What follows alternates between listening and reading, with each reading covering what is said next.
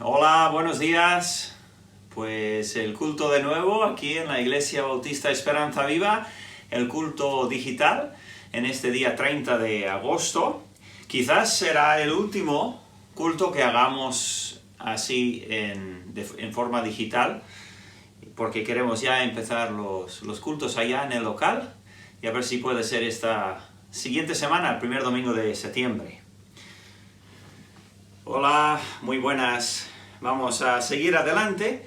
Para los que están viendo solamente el mensaje, ese es posiblemente el último de los mensajes de esta serie que hagamos desde aquí, desde mi casa, porque Dios mediante, muy pronto, si no esta semana siguiente, comenzaremos los cultos allá en el local y tendremos que ver cómo lo grabamos, porque todavía tenemos que instalar todo el sistema de sonido y multimedia, y bueno, pues intentaremos de alguna manera pues que se pueda grabar y que no perdáis ninguno de los mensajes de esta serie.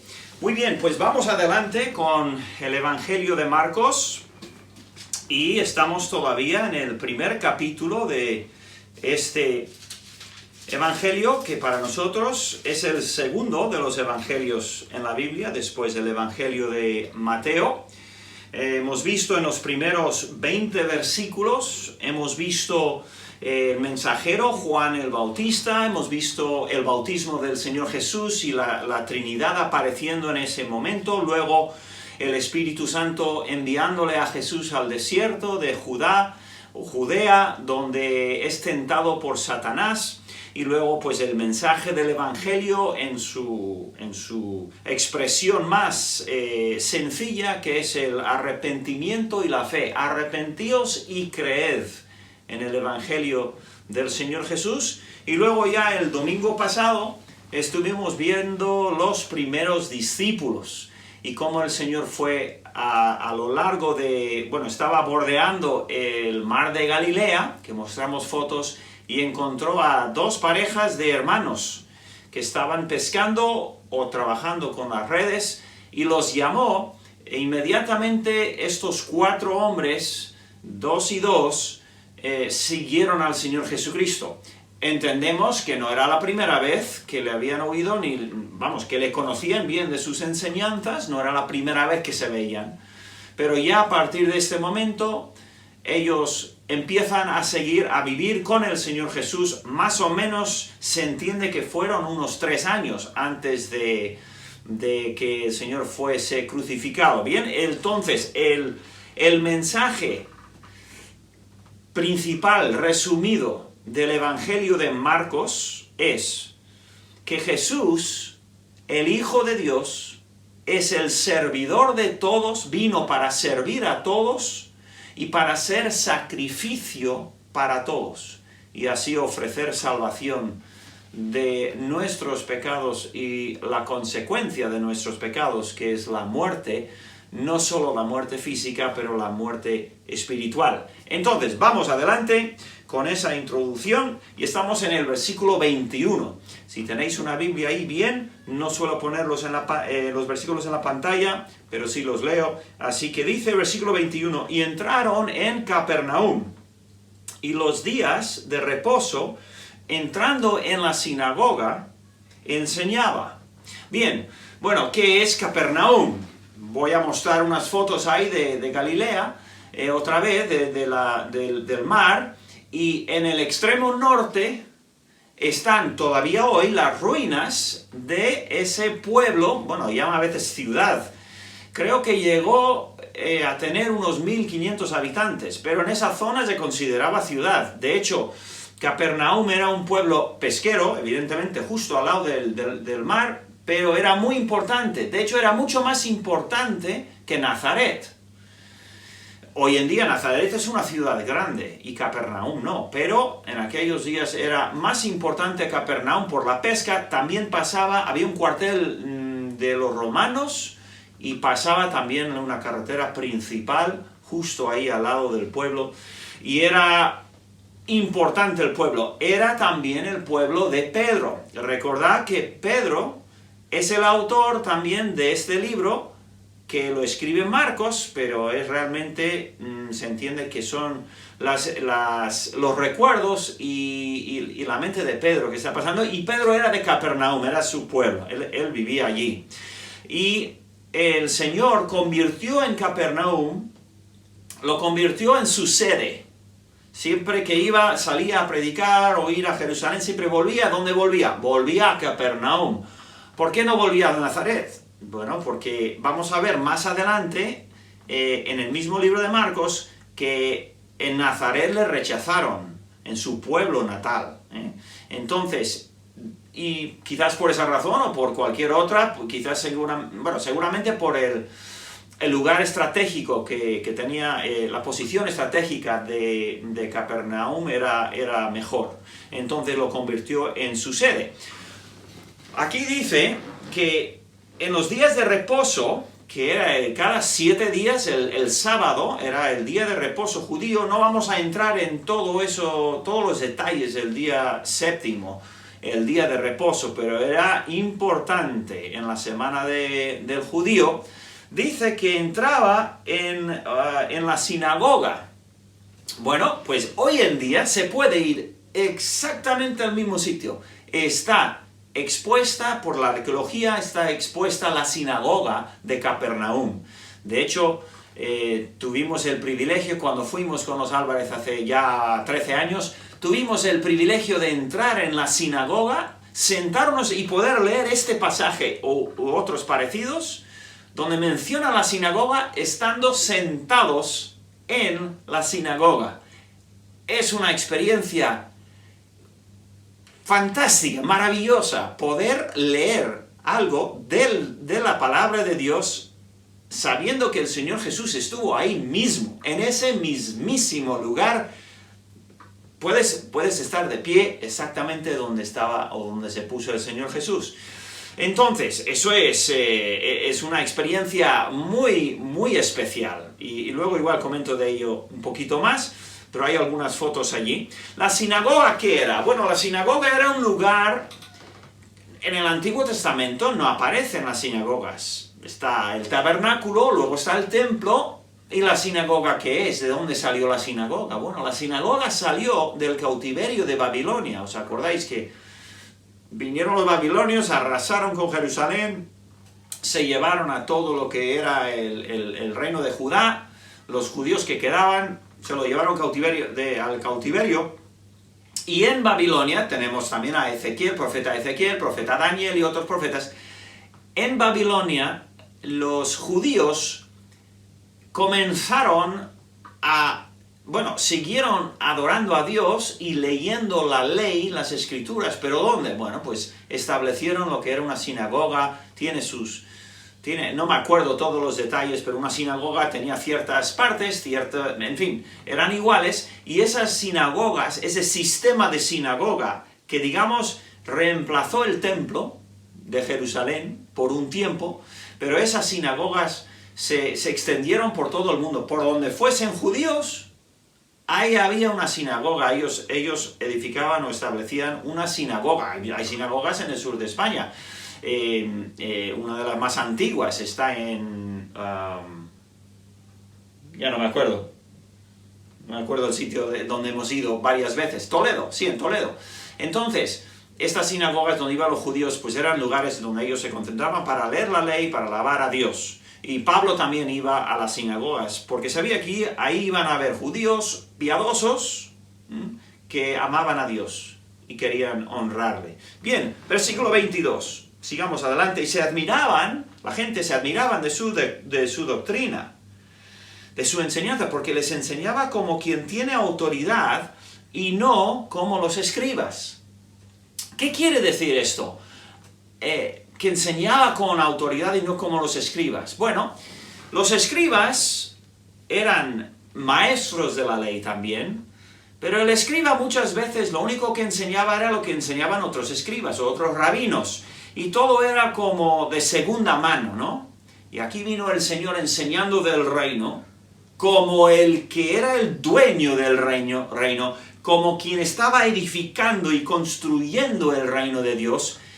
Y es que uno que lo vive, que lo ha vivido, es que lo sabe contar, ¿no? Es como ir a esa sinagoga de Capernaum. Verlo en fotos, verlo en vídeos, está muy bien. Hoy en día la tecnología nos acerca más que nunca a estos lugares que igual no podemos visitar. Pero estar allí es diferente. Recuerdo, habréis visto igual alguna vez fotos, os pongo igual alguna foto del Gran Cañón de Colorado.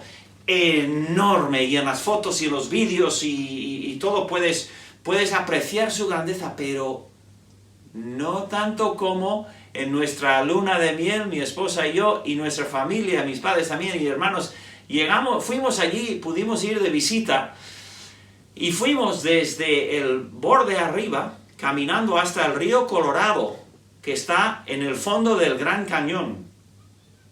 Caminando en un día que hizo unos 40 grados, de hecho era peligroso, había muchos avisos de cuidado, llevar agua, no hagáis demasiado. Bueno, nosotros estábamos locos y jóvenes, y en ese día nosotros caminamos desde el borde de arriba del sur hasta el río Colorado, metimos los pies en esa agua helada y volvimos en el mismo día. Dice, bueno, vale, son 13 kilómetros de bajada y 13 de subida en un calor brutal. Pero 26 kilómetros casi, unos 25 kilómetros hicimos ese día. Claro, describir el Gran Cañón después de haber estado allí y haber hecho eso es otra cosa que no simplemente leer de él en un libro o ver unas fotos. Los olores, los animales que vimos, los burros subiendo y bajando a gente que no querían caminar, esa agua tan fría del río Colorado, el calor, el sudor, las vistas, los colores de las piedras, de las rocas, toda esa cosa, claro, uno que lo ha visto con autoridad lo describe, ¿no? Ahí va, un poco por ahí va el tema. Se admiraban de su doctrina porque enseñaba con autoridad. Claro, el Señor del cielo, ¿quién mejor que Él para describir el cielo, verdad? Entonces, se entiende, ¿no? Versículo 23, tenemos que correr aquí un poquito. Pero había en la sinagoga de ellos un hombre con espíritu inmundo que dio voces.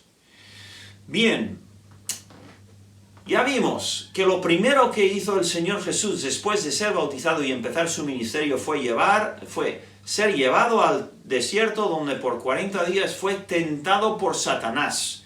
Satanás y sus demonios, que no son caricaturas, con pijama roja y cola de tenedor, y eso es lo que Satanás quiere que la gente piense de él, que es una caricatura, que es un gamberro. No. Satanás es el príncipe del aire, es el enemigo de Dios, el príncipe del aire de este mundo es el enemigo de Dios, y los demonios son los ángeles que a él le sirven y le siguen, y ahí no hay amor absolutamente entre nadie, ni ellos ni hacia nadie. Satanás es un personaje horroroso, es un ser horroroso, y también sus demonios que tienen la capacidad de entrar en las vidas de personas y controlar muchas veces sus vidas, sus actitudes, sus acciones, sus palabras.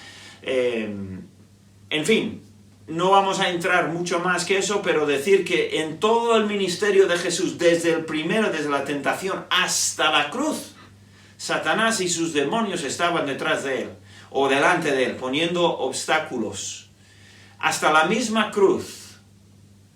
Pero bueno, Colosenses capítulo 2, versículo 13, nos muestra que la cruz no fue una derrota, no fue Satanás que derrotó a Jesús en la cruz, ¿qué va? Todo lo contrario. Mira lo que dice Colosenses 2, 13 y 15, al 15, dice, y a vosotros, estando muertos en pecados y en la circuncisión de vuestra carne, os dio vida juntamente con él, perdonándoos todos los pecados, anulando el acta de los decretos que había contra nosotros, que nos era contraria, no perdamos el hilo, anulando el acta, quitándola de en medio y clavándola en la cruz.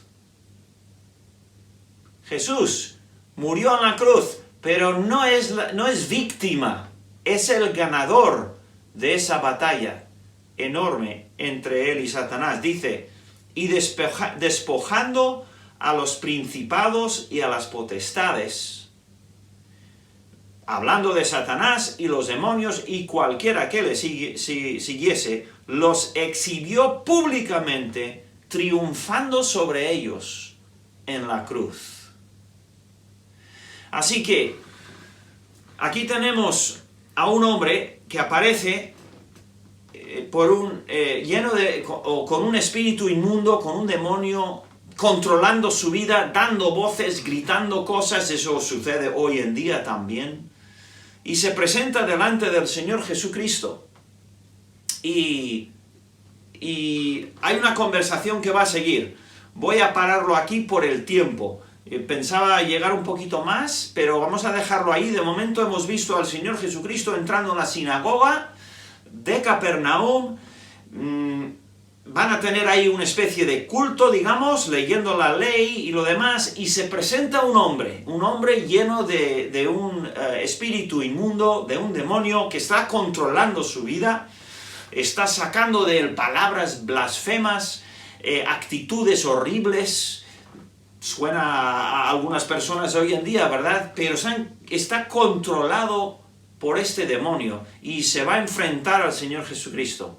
Y vamos a ver la semana siguiente lo que sucede con este señor, pero recordemos que esta oposición del Señor por parte de Satanás y de sus demonios va a continuar durante todo su ministerio, incluso va a aumentar hasta que, irónicamente, Satanás, digamos, consigue que la gente misma, acusando y arremetiéndose contra el Señor Jesús, algunos de ellos, un grupo de ellos, lo consigue crucificar. Y parece que se ha acabado la batalla, o se acabó la guerra. Y luego nos damos cuenta, no se ha acabado en absoluto. Y además el ganador no es Satanás y sus demonios. Todo lo contrario. El que fue crucificado en la cruz, el Hijo de Dios, el servidor de todos, fue el sacrificio que voluntariamente se presentó y se dejó ser clavado a la cruz, y él mismo expiró como el Cordero perfecto y limpio y puro, el Cordero de Dios, y su sangre es la que nos limpia, la que nos puede limpiar si le buscamos a Él. Si nos arrepentimos de nuestro pecado y creemos en Él, esa sangre derramada en la cruz, literalmente, nos limpia de todo mal y de todo pecado y de sus consecuencias eternas. Entonces, vamos a continuar con este Señor, Dios mediante, en el próximo episodio, digamos, de esta serie, que, como digo, no sé si será en el culto del domingo que viene o más adelante. Así que, sin más, os dejo ahí. Que Dios os bendiga, que tengáis muy buena semana. Hasta luego.